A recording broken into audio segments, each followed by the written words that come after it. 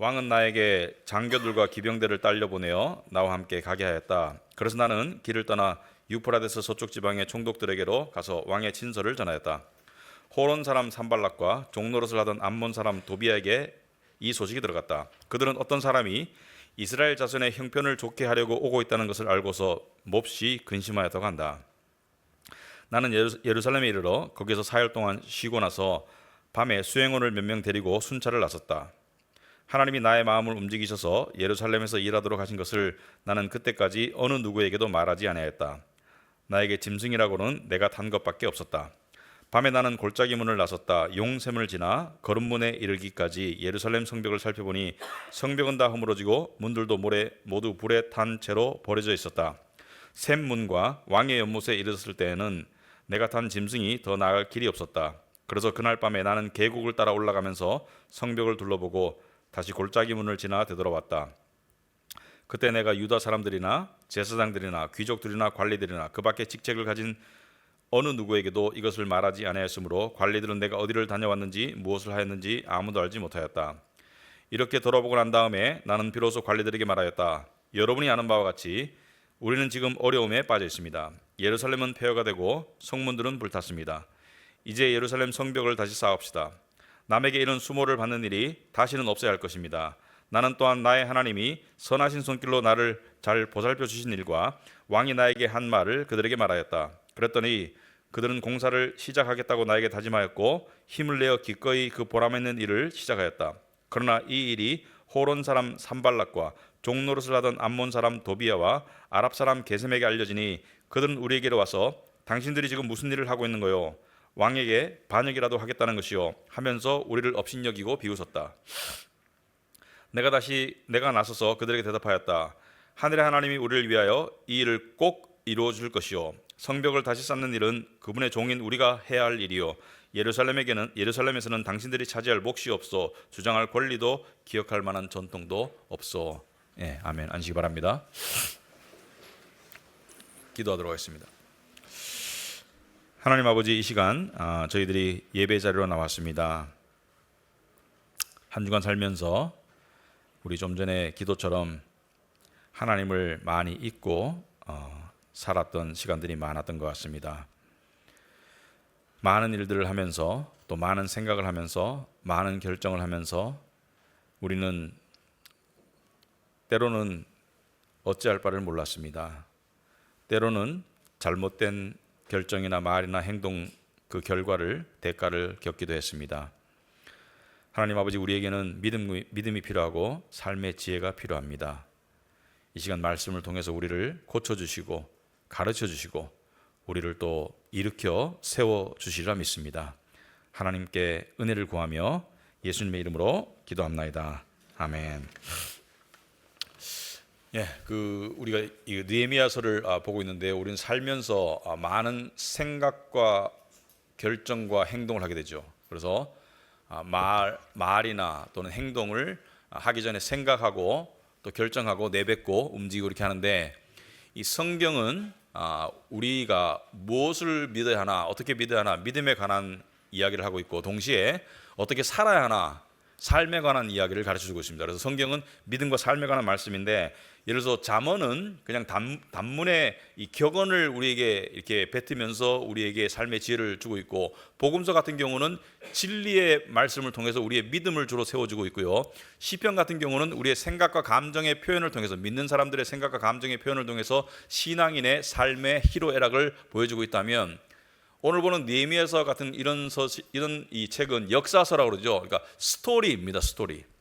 실제 있었던 역사의 스토리를 통해서, 그 스토리를 통해서 우리에게 믿음과 삶에 관한 지혜와 또 이 어떤 그 가르침을 주고 있는데, 오늘 우리가 중점적으로 보고 싶은 것은 어떻게 믿고 어떻게 살 것인가에 관한 것 중에 두 부분으로 나눠서 어떻게 생각할 것인가, 그리고 어떻게 행동할 것인가, 생각과 행동에 관한 이야기를 하고 싶습니다. 어떻게 생각할 것인가, 어떻게 행동할 것인가. 자, 생각 없는 행동은 위험하고, 그 다음에 생각만 하는 행동 없는 생각은 무의미하죠.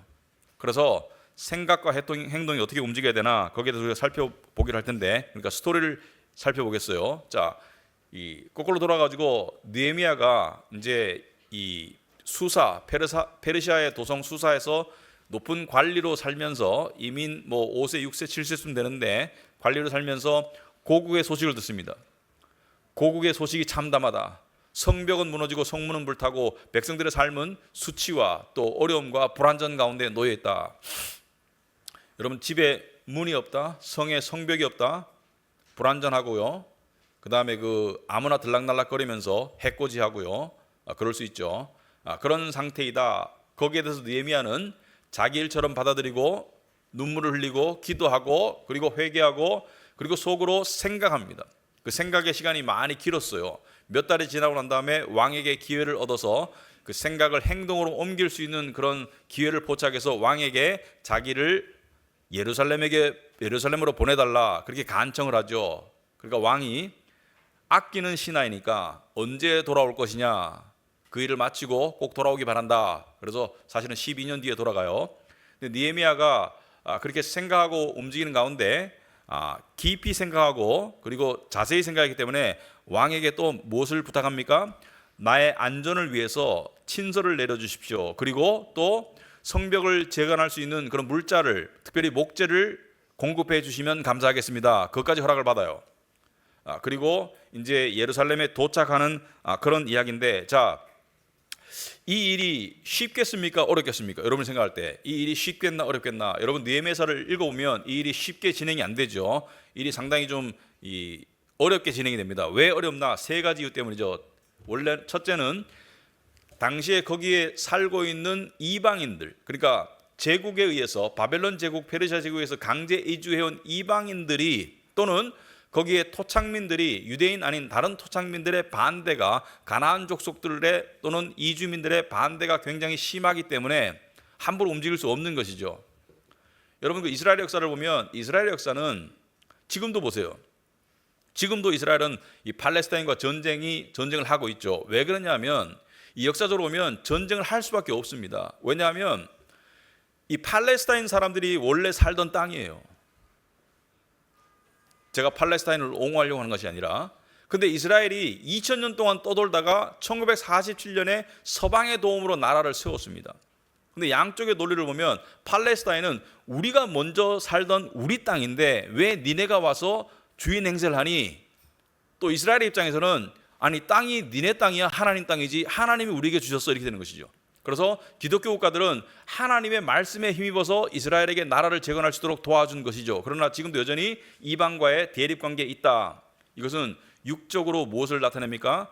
영적으로 교회와 세상이 싸우듯이 육적으로는 하나님의 육적인 백성인 이스라엘과 이방인들 간의 다툼과 싸움이 있고 절대로 화합할 수 없다. 이것의 역사의 반복이고 재현이고 계속 이루어지고 있는데 당시와 똑같아요.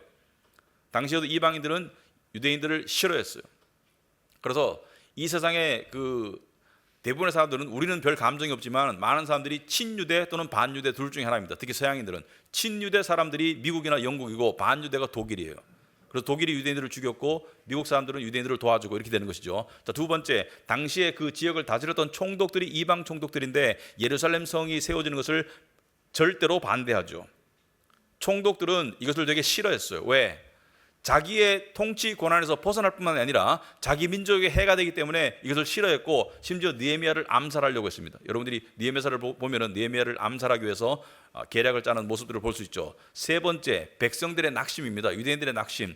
아니 100년 이상을 이렇게 살아왔는데 그 속에서 할 수 있었으면 벌써 지었겠죠. 지을 힘이 없어요. 지을 돈도 없고 지을 힘도 없고, 그리고 외부적으로도 이 총독들도 반대하고 이방인들의 세력을 누를 수도 없고 내부적으로는 지을 수 있는 어떤 재력이나 힘도 없고, 그러니까 낙심한 상태인데 이 세 가지 난관 앞에 느헤미야가 놓여 있어요. 자, 그것을 염두에 두고 오늘 9절부터 보시면은, 여러분 그 스토리는 자세히 읽어보면서 행간을 봐야 돼요. 그죠? 행간을 본다는 것은 숨은 뜻을 알아야 된다. 왕은 나에게 장교들과 기병대를 딸려보냈다. 장교들이라고 했습니다. 장교가 아니고, 왕은 나에게 몇 명의 종들을 딸려보냈다, 몇 명의 군사들을 딸려보냈다 아니고 장교들을 딸려보냈다. 느헤미야의 위상을 나타내는 것이죠. 느헤미야가 그 정도로 높은 위치예요. 그러니까 수행하는 장교가 여러 명이고 기병대는 당시에 보병보다는 이 상위 의전입니다. 그러니까 보병을 딸려보는 것과 기병을 딸려보는 것은 달라요. 그죠? 기병이 훨씬 더 상위급의 의전이기 때문에 느헤미야의 위상을 알 수 있었고, 왕이 느헤미야를 얼마나 총애하나 알 수 있었습니다. 느헤미야는 이것만 가지고도 자랑하고 뽐낼 수 있었는데 그러지 않아요. 여러분 살펴보면 느헤미야는 그러지 않습니다. 그래서 나는 길을 떠나 유프라데스 서쪽 지방의 총독들에게 가서 왕의 친서를 전하였다. 예루살렘과 그 가나안 땅과 그 주변 지역을 관장하는 총독들에게 그 친서를 전하였다. 이 친서의 내용이 뭐겠어요? 느헤미야가 간 목적을 알리는 왕의 친서와 느헤미야를 도와줘라, 그리고 느헤미야가 필요한 것을 공급해줘라, 이런 친서인데 이 총독들이 말을 들어요, 안 들어요? 말을 안 들어요. 왜? 멀리 있기 때문에 말을 잘 안 들어요. 그래서 10절에 호론 사람 산발락과 종로를 사던 암모 사람 도비아에게 이 소식이 들어갔다. 자, 이들은 이 이방 관리들, 유대인들과 그 지역을 다스리던 이방 관리들인데, 그들은 어떤 사람이, 여기서 어떤 사람은 느헤미야를 말하죠. 이스라엘 자손의 형편을 좋게 하려고 오고 있다는 것을 알고서 몹시 근심하였다고 한다. 여기서 좀 번역이 좀 잘못되었습니다. 근심이 아니고 불쾌했다라고 보면 돼요.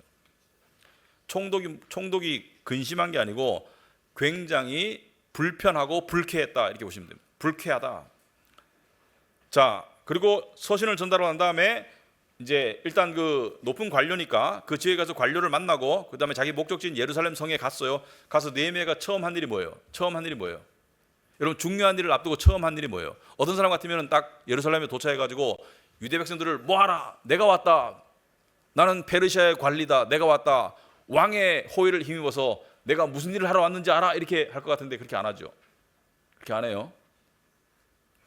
뭐예요? 3일간 쉬어요. 3일은 완전수를 말합니다. 충분한, 그러니까 여독에 의한 피로를 풀기 위해서, 또 마음을 좀 쉬게 하기 위해서 3일간 쉬는데, 여러분 여기에 중요한 삶의 지혜가 있어요. 우리가 어떤 중요한 결정을 할 때 몸이 피곤하거나 마음이 불안하거나 우울하거나 이런 상태에서 중요한 결정을 내리면 10중 8구는 잘못된 결정을 내리게 됩니다. 화가 났거나, 그러니까 감정적인 소용돌이나 신체적인 불편함, 그러니까 피곤함이나 어떤 그런 속에서 결정을 내리잖아요. 여러분 피곤하면 짜증나요, 안 나요? 피곤하면 짜증나죠. 짜증스러운 마음에서 어떤 중요한 결정을 내린다? 그거는 지혜로운 결정이 안 될 때가 많기 때문에 충분히 마음과 몸을 쉬게 하고 가라앉히고 결정을 해야 된다. 그래서 느헤미야는 사흘간 쉽니다.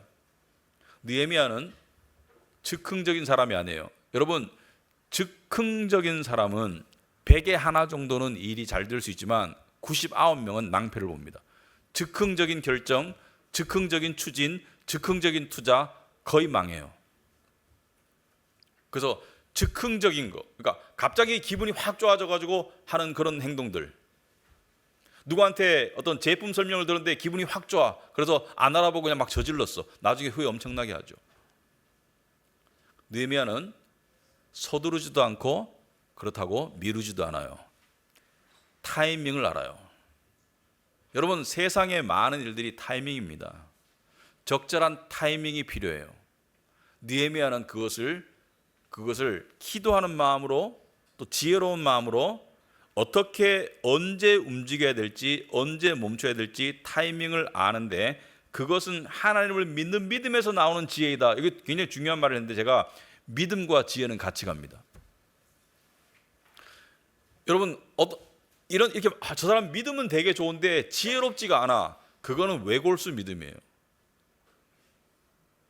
믿음이 좋은 사람은 지혜도 같이 갑니다. 왜냐하면 믿음 안에 지혜가 있는데 믿음 따로 지혜 따로, 그거는 있을 수가 없어요. 저 사람은 믿음은 없는데 지혜로워. 그건 세상적인 지혜겠죠. 그래서 믿음과 지혜는 같이 가는 거예요. 따로 놓고 따로 뗄 수가 없는 거예요. 여러분 사랑과 희락이 같이 가는 거예요. 나는 사랑은 하는데 나는 기쁘진 않아. 이건 있을 수 없어요. 사랑과 오래 참음과 희락과 성령의 열매는 하나입니다. 같이 가는 거예요. 그죠? 그래서 믿음과 지혜는 같이 간다. 그래서 믿음이 좋은 사람이 지혜도 좋을 수밖에 없습니다. 나는 세상 사는 지혜가 부족해. 그것은 다른 말로 하면 믿음이 부족한 거예요. 그래서 믿음을 강하게 하기 위해서 우리가 말씀을 보게 되는 것이죠. 왜? 믿음은 말씀에서 오기 때문에. 자, 그래서 느헤미야는 자, 믿음의 사람, 지혜로운 사람으로서 처음에 가가지고 사흘을 쉬고 난 다음에 어떻게 하냐면 처음에 하는 일이 뭐냐면 첫째, 사람들에게 떠벌리지 않는다. 어떤 사람은 뭔가 이렇게 스스로 생각할 타이밍에 바로 입을 열어버려요. 그래서 막 떠벌리고 다녀. 그거 지혜롭지 않아요. 그리고 느헤미야에게 굉장히 본받아야 될 점은 하나님께 응답을 받았고 왕의 허락을 받았지만 이 일에 앞서서 뭘 해요? 신중하게 관찰하고 생각합니다. 신중하게 관찰하고 생각해요. 여러분, 이게 기독교의 성경의 말씀이 그냥 천국 가는 믿음에만 연관되었다고 생각합니까? 아니요. 삶을 어떻게 사느냐에 연관이 밀접하게 되어 있습니다. 원리를 제공해요. 그래서 어떻게 가정생활, 직장생활, 어떻게 신중한 결정, 심지어 신중한 투자 또는 진로, 모든 것이 말씀이 제공하는 지혜를 바탕으로 하도록 하나님은 설계해 놨어요. 그러므로 신앙은 삶의 전 영역을 지배하는 것이지 그냥 주일날만 지배하고 주중에는 지배 안 하는 것이고, 천국 가는 믿음에만 지배하고 내가 매일매일 살아가는 직장생활은 지배 안 한다. 천만의 말씀이요. 대인관계 모든 것이 삶이 지배한다. 그러므로 그를 들어보셔야 되는데 적용하는 것은 사람마다 다를 수 있습니다. 사람마다 형편과 처지가 다르니까 잘 들어보세요. 느헤미야는 어떻게 해요? 아주 객관적으로 사태를 관찰하고 분석합니다. 굉장히 중요합니다. 여러분, 어떤 중요한 결정을 하기 전에 객관적으로 분석해야 돼요. 어떤 사람은 열심히만 하면 되지, 이런 사람들이 열심히만 하면 되지. 열심히 하는 게 나쁜 게 아닌데요. 예를 들어서 어떤 사람이 농사를 짓는데 열심히 양파를 재배했어. 나 양파를 열심히 재배해가지고 막 이만한 양파를 만들어가지고 나 진짜 돈 많이 벌어가지고 아이들 공부시킬 거야. 양파를 열심히 재배했어요. 폭망했어요. 이게 실제 있었던 일입니다. 왜? 모두가 양파를 재배했기 때문에. 자신이 열심히 내기 전에 관찰을 했었어야죠. 옆집도 양파 재배하고 저쪽 동네도 양파 재배하는데 나도 양파 재배하면 어떻게 돼요? 그럼 성경은 뭘 가르칩니까? 지혜롭게 했으면 양파를 하지 말고 남들이 안 심는 걸 하거나 최소한 밭대기를 놓고 양파도 심고 고추도 심고 마늘도 심고 이렇게 포트폴리오를 했어야지 정상이었어요.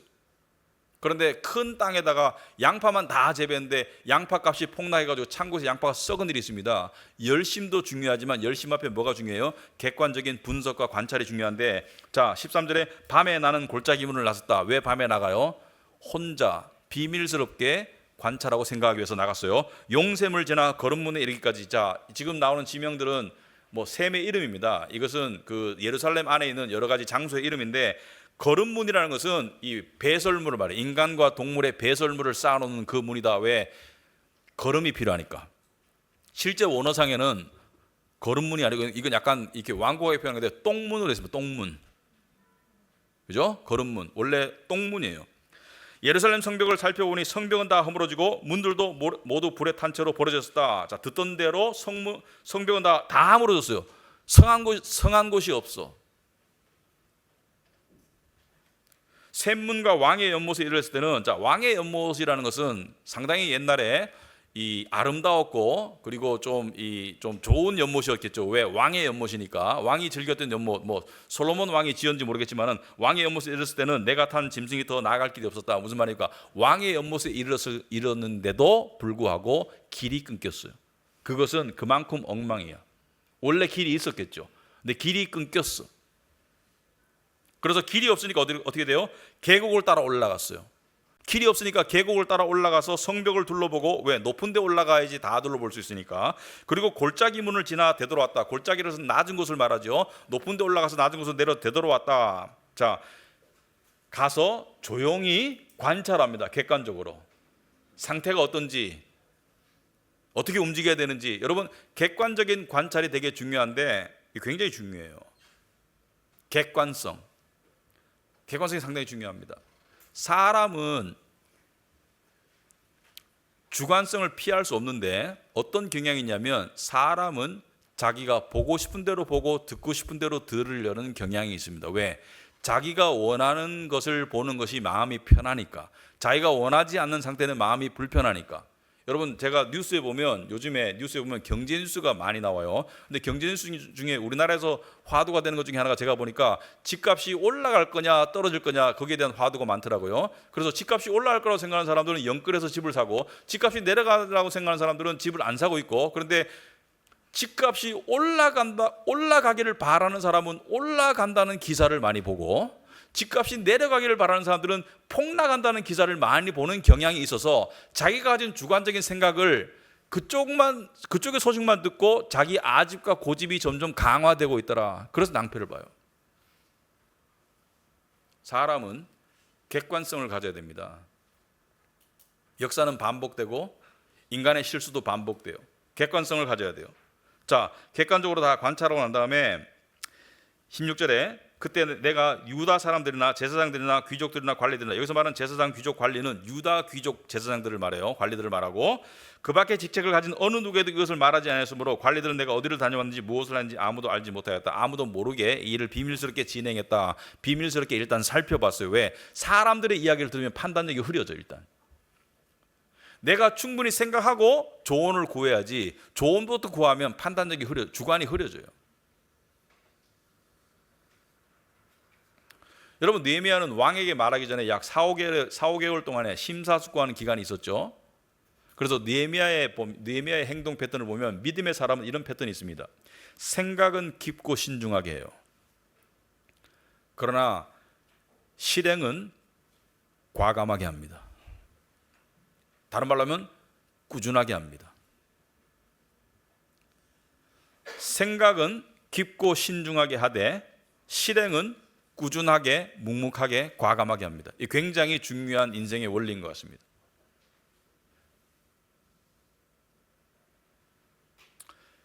자, 이러한 관찰이 끝난 다음에 느헤미야는 비로소 유대 백성들을 모아놓고 자신이 온 목적을 이야기해요. 자, 17절을 보면 이렇게 돌아보고 난 다음에, 관찰하고 난 다음에, 생각하고 난 다음에 이제 이야기하죠. 남에게. 나는 비로소 관리들에게 말하였다. 여러분이 아는 바와 같이 우리는 지금 어려움에 빠져 있습니다.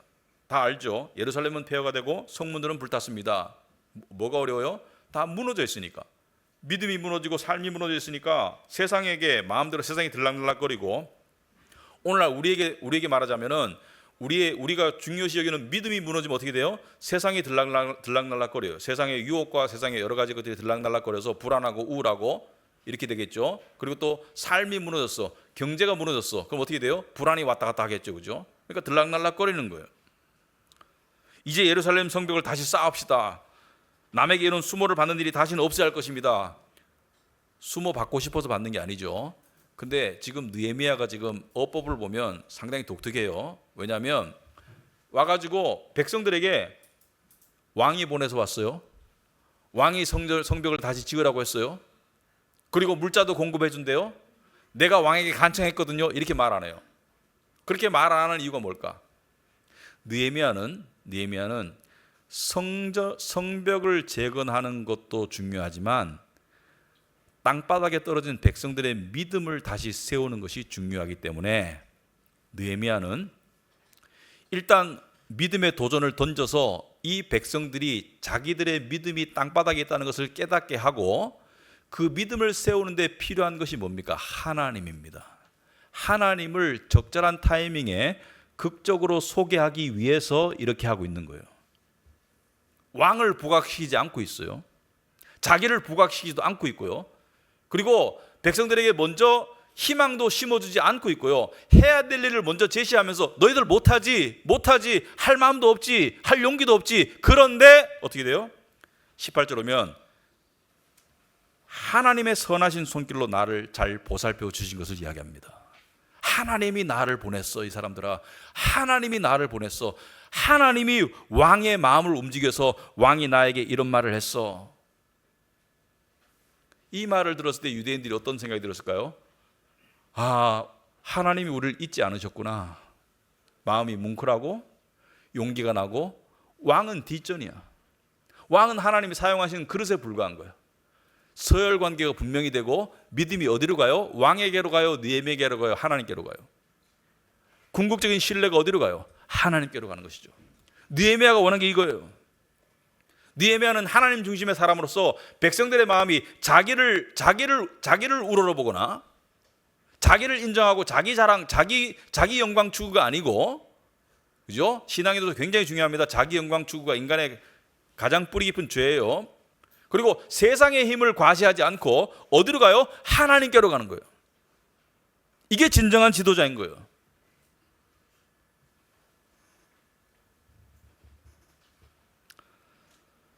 그랬더니 어떻게 돼요? 18절 중간에 그들은 공사를 시작하겠다고 나에게 다짐하였다. 뭐예요? 이제 결연한 의지를 보이는 것이죠. 왜? 믿음이 세워졌으니까. 이 믿음이 세워져야지 앞으로의 역경을 감당할 수 있는 거예요. 이 믿음이 세워져야지 자원하는 마음으로 봉사하고 드리는 거예요. 힘을 내어 기꺼이 그 보람 있는 일을 시작하였다. 여러분, 이 일이 성벽을 다시 세우고 그 다음에 성문을 다시 만들고 예루살렘을 강화하는 이 일이 어떤 결과로 나타날지 느헤미야는 미리 알았습니다. 느헤미야는 하나님께서 이 일을 이루실 것을 알았어요. 그런데 우리가 살면서 하는 많은 중요한 결정들은 이렇게 극적이지 않아요. 우리가 원하는 많은 결정들은 하나님께 간절히 구하고 깊이 생각하고, 하지만 하나님의 응답이 예스인지 노인지는 대부분의 경우는 결과로 나타납니다. 결과로 나타나요.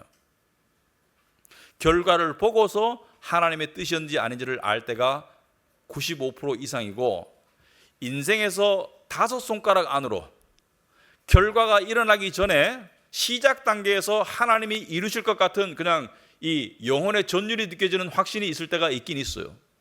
근데 그런 일은 몇 번 없기 때문에, 대부분의 경우는 결과로 나타나기 때문에, 그 결과가 하나님의 뜻에 합당하기 위해서는 신중히 생각하고 기도하며 생각하고 그 다음에 객관적으로 생각하는 그 단계를 반드시 거쳐야 됩니다. 왜? 하나님은 믿음의 하나님인 동시에 상식의 하나님이니까.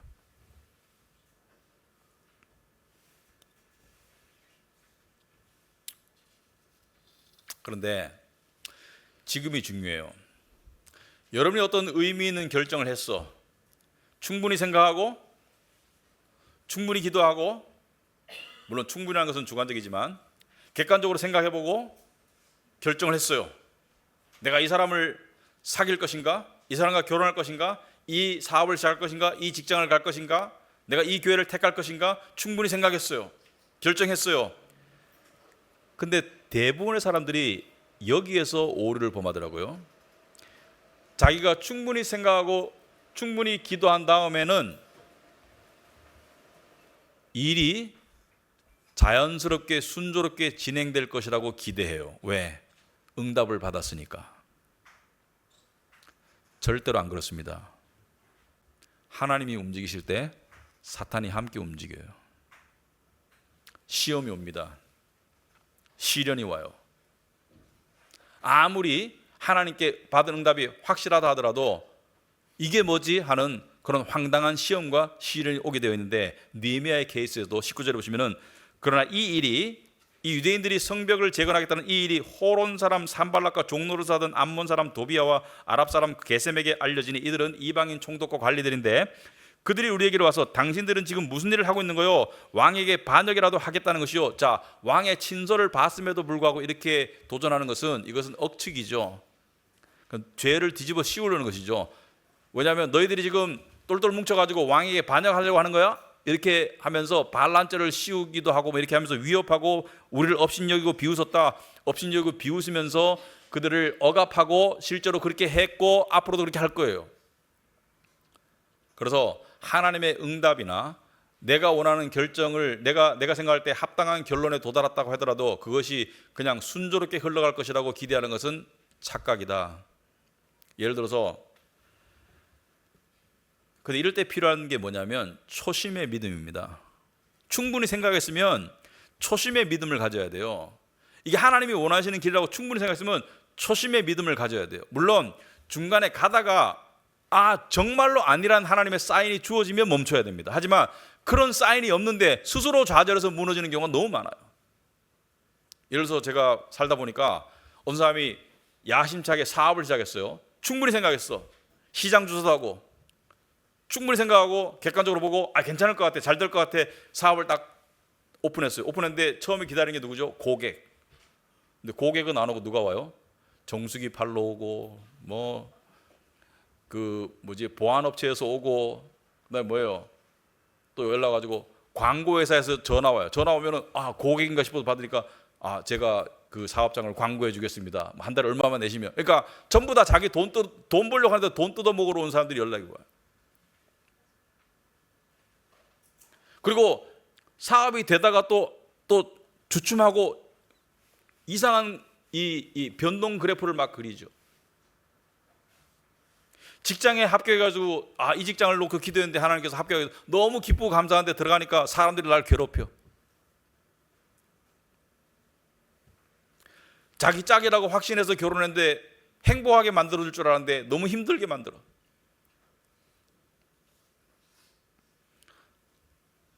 교회를 개척했을 때 제가 생각해 보니까 재밌는 얘기가 하나 있어요. 교회 제가 잠실에 아는 사람커녕 아는 강아지 한 마리 없었습니다. 근데 교회를 개척했는데 사람이 오기를 기다리는데 어떤 노인분이 오셔가지고 목사님이 노인회를 좀 도와달래요. 교인도 없는데 어떻게 노인회를 도와줘요? 교회 다닐 뿐이 아니고 노인회에서 오셨더라고. 노인회 도와달라고. 자, 이럴 때 우리가 겪는 게 뭐예요? 의심 단계를 거칩니다. 실망과 좌절과 의심 단계가 와요. 그리고 내 선택이 근본적으로 옳았나 이런 생각을 하게 됩니다. 자, 잘 들어보세요. 의심은 누구나 하는 거고 자연스러운 거예요. 문제는 의심을 어떻게 다루냐지. 여러분, 성경에서 선지자 중에 하나님께서 여인의 몸에서 난 자 중에 가장 위대한 자가 누구라 했습니까? 세례 요한, 그죠? 세례 요한 보고 극찬을 했죠. 세례 요한이 예수님을 보고 메시아인 줄 단번에 알아봤어요, 안 알아봤어요? 알아봤죠. 보라, 세상 죄를 지고 가는 하나님의 어린 양이로다. 이게 구약의 예언에 따른 메시아예요. 세상 죄를 지고 가는 하나님의 어린 양이로다. 그리고 뭐예요? 나는 당신의 신발끈 매기도 부족한 사람입니다 라고 메시아임을 100% 확신했는데 자기가 감옥에 가더니 뭐라 그래요? 제자들을 보내가지고 뭐라 그래요? 오신다고 하는 분이 당신이 맞습니까? 아니면 다른 분을 기다릴까요? 이러고 앉았어요. 100% 확신해서 뭐예요? 의심으로 빠질 수 있는 게 사람이에요. 세례 요한도 그렇게 됐는데 하물며 우리가 의심 단계로 갈 수밖에 없어요. 자, 이 의심과 좌절의 마음이 들 때는 두 가지 케이스가 가능합니다. 첫째는 정말로 잘못된 선택을 했을 경우. 정말로 잘못된 선택을 했을 경우는 1단계가 잘못된 거예요. 생각과 관찰과 2단계가 잘못된 거예요. 그러면 돌이켜야 되는데 그것이 아니고 단지 그냥 힘들어서 주어지는 역경과 의심 단계는 어떻게 해야 돼요? 묵묵하게 그 자리에서 하나님 붙잡고 계속해서 해야 할 일을 열심히 해야 돼요.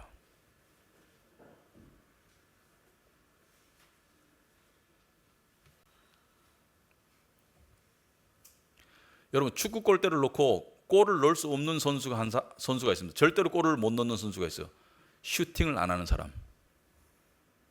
생각만 하고 또 볼 뺏기는 사람. 근데 생각도 없이 슈팅하는 사람은 들어갈 확률이 적지만 생각했으면 슈팅을 해야 되는데 슈팅을 안 하고 있으면 어떻게 돼요? 볼 몰고 가다가 볼만 계속 몰고 가면 어떻게 돼요? 골이 안 들어갑니다.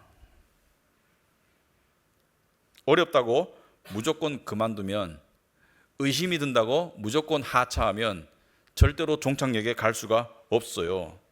여러분의 삶에서 공부나 직장이나 사업이나 가정이나 어떤 관계나 모든 것 속에는 항상 시험이 있기 마련인데 그 시험이 그것을 완전히 뒤집을 만한 하나님의 극단적인 사인이 아니라면 초심의 믿음으로 하나님께 나아가야 돼요. 그래서 이 의심 단계, 이 고난 단계에서 느헤미야는 어떻게 했습니까? 하나님께 더욱 매달렸다. 하나님께 더욱 매달렸다. 사업을 하다가 힘든 단계 왔어. 하나님께 더욱 매달리라는 사인이에요. 그때 믿음이 자라는 거예요. 관계 속에서 힘들었어. 하나님께 더욱 매달리라는 거예요. 여러분, 하나님께 매달리라고 고난이 주어질 때는 하나님께 매달려야 되지 그 일을 그만두면 안 돼요. 어떻게 분별하냐? 그 기도해 보세요. 분명히 하나님 응답 주십니다. 그래서 20절에 그러한 의심과 좌절 단계에서 느헤미야는 어떻게 했습니까? 내가 나서서 그들에게 대답하였다. 하늘의 하나님이 우리를 위하여 이 일을 꼭 이루어 줄 것이다. 와, 대단하죠? 느헤미야가 일반 사람 같으면 아니 이 사람들아, 왕의 진설을 확인 못했나? 내가 그냥 왔나? 왕이 보냈지. 왕을 거역하는가? 이렇게 왕을 앞세우지 않고 어떻게 해요? 하나님을 앞세우는, 이게 굉장히 멋있는 모습이에요. 하나님이 하시면 하시는 거예요. 하나님이 인도하셨으면 끝까지 버티고 견디면 하나님께서 열매를 주시는 거예요. 근데 열매가 중요한 게 아니에요. 세상에서 성공이 중요한 게 아니고 그걸 통해서 체험적인 신앙이 중요한 거예요. 하나님의 역사하심을 내 삶의 작은 영역에서 체험함을 통해서 하나님 살아계심을 아는 게 중요한 거예요.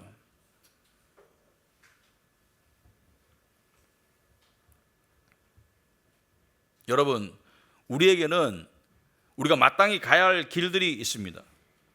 예를 들어서 신앙의 길, 마땅히 가야 되죠. 신앙의 길을 가다가 하차한다는 것은 신앙이 없는 거예요. 가족의 길, 마땅히 가야 되죠. 가족인데.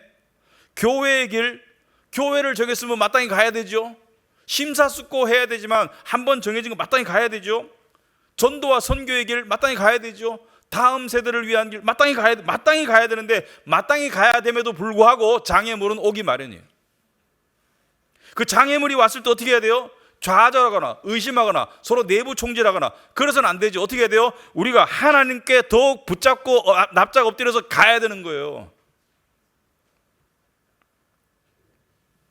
하나님이 그만두라고 하는 분명한 사인이 없으면 그 길이 하나님이 주신 길이고 그냥 붙어서 그냥 가는 거예요. 무슨 믿음을 가지고 가는 거예요? 하나님이 함께 하시고 인도하시고 도와줄 것이라는 믿음을 가지고 가는 거예요.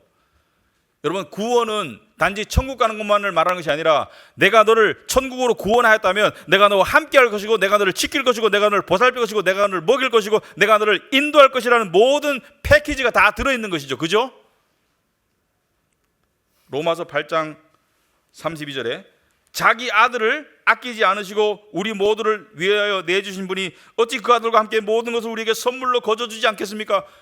아니, 구원해놓고 인도 안 하신다? 구원해놓고 함께 안 하신다? 그런 하나님이 아니라는 거예요. 구원하셨으면 함께 하시고 구원하시면 인도하시고 구원하시면 도와주신다는 거예요.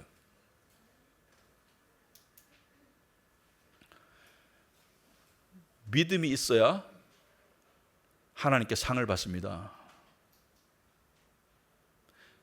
믿음이 없는 자는 하나님을 기쁘시게 하지 못하나니 하나님께 나아가는 자는 반드시 그가 계신 것과 또한 그가 자기를 찾는 자들에게 상 주시는 이심을 믿어야 하는 것이에요. 믿어야 하는 것이에요.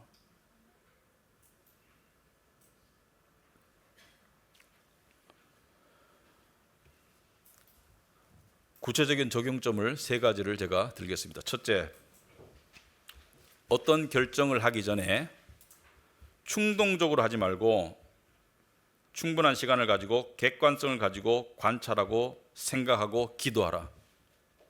신중하게 생각하고 기도하라는 거예요.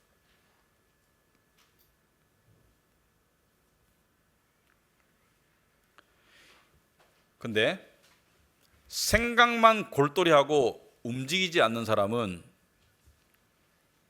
아무런 의미가 없습니다. 생각 안 하고 움직이는 사람은 위험하고요. 생각의 비율과 과감히 움직일 비율 그리고 그 타이밍이 굉장히 중요해요. 두 번째, 하나님의 주권을 인정하세요.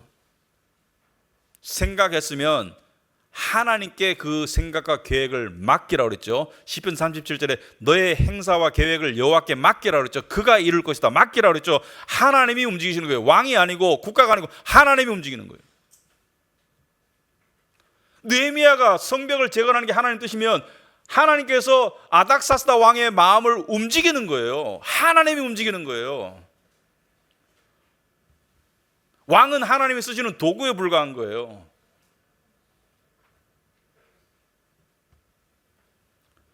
그리고 세 번째, 저는 이게 상당히 중요하다고 생각합니다. 긍정적이고 담대한 믿음을 가져라. 저는 조엘 오스틴의 긍정의 힘을 말하는 게 아니에요. 긍정적이고 담대한 힘을 가져라. 왜? 나를 사랑하셔서 나를 구원하신 내 아버지가 세상의 주인이잖아요. 어?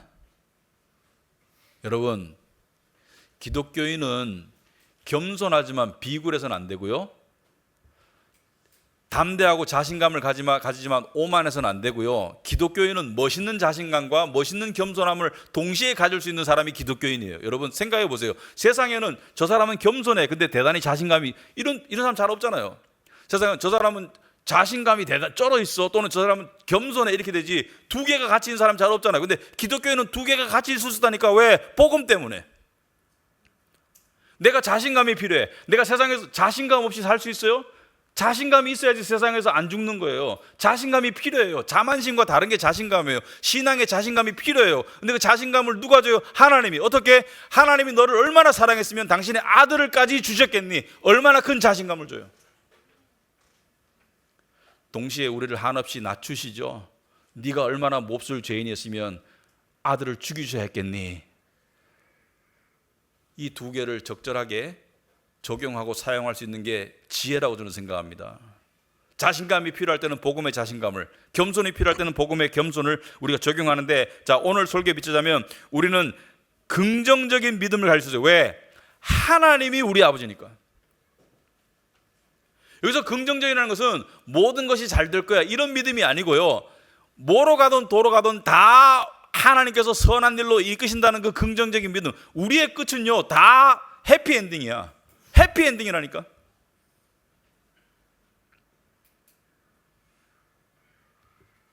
우리 끝이 어디예요? 종착역이 어디예요? 천국. 해피엔딩이에요.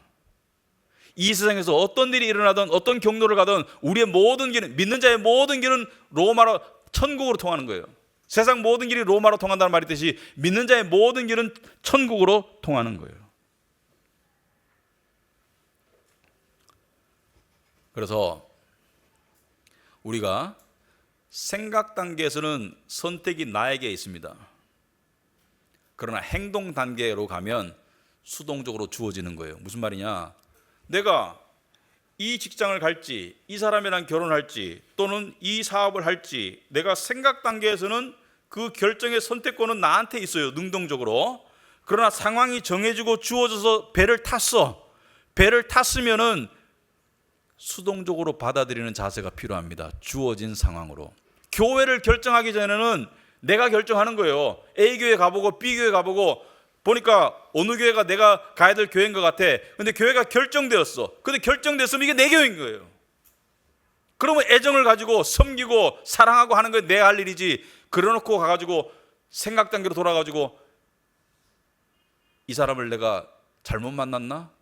이미 결혼했는데 그럼 무슨 소용이 있어요? 응? 무슨 소용이 있어? 저 교회가 더 나은가? 이게 무슨 소용이 있냐고. 이 굉장히 건강하지 못한 사고방식이에요. 저는 우리 영예배 그 백인 그 친구들이 저보고 그래요. 놀리듯이, 진심으로. 패스터 제이, 한국 사람인 걸 되게 자랑스럽게 생각하지, 이렇게 얘기하더라고요. 그래서 맞아. 제가 입으로 내뱉은 적은 없지만 맞아. 왜냐하면 저는 한국인의 긍지를 가지고 미국 사람을 대하니까. 그런데 솔직히 말해서 제가 태어나기 전에 한국인으로 태어날래, 어느 나라 사람으로 태어날래 하면 한국인으로는 절대로 안 태어납니다. 한국이 뭐 그렇게 객관적으로, 아이고, 한국인으로 안 태어나겠어요. 그러나 한국인으로 태어났잖아요. 그러니까 한국인인 것을 감사하고 좋게 보려고 하는 거예요. 좋게 보려고 하니까 좋은 점이 많은 거예요. 좋게 보려니까 좋은 점이 많은 거야. 우리나라 사람들이 정도 있지, 강산도 아름답지. 좋게 보려고 하는 거예요. 그 좋게 보려니까 좋게 보이는 거야. 왜? 내가 한국인인 걸 바꿀 수 있나? 못 바꾸는데 왜 그 고민을 하고 있냐고. 난 한국 사람이지.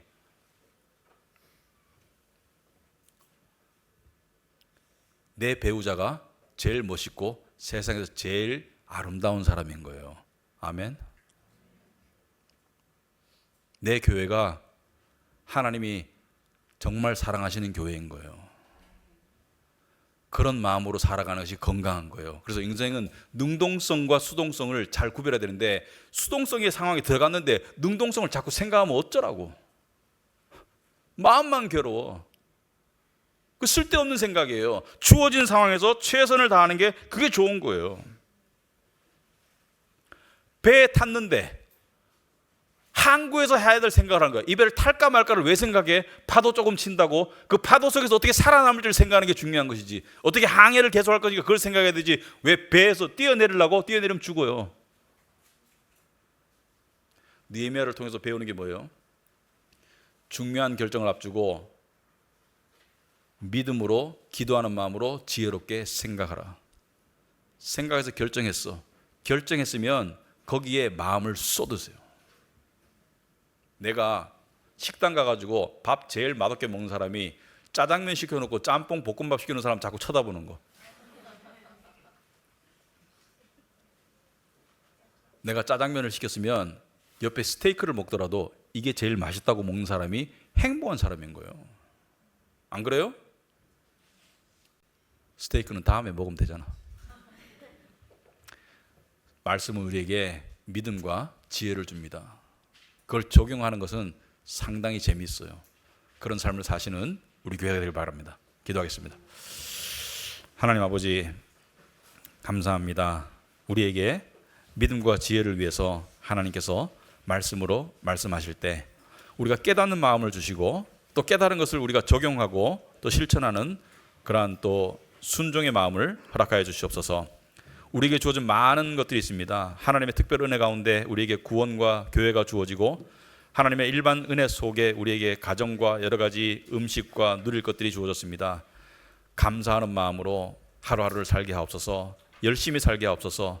결과는 하나님께 맡기고 염려 걱정은 하나님께 다 던지고 평강이 하나님 우리의 마음을 주관하게 하시고 하나님께 더욱더 바짝 붙어서 살아가는 하나님의 종들과 자녀들이 다 되도록 주님 도와주시옵소서. 예수님 이름으로 기도합나이다. 아멘.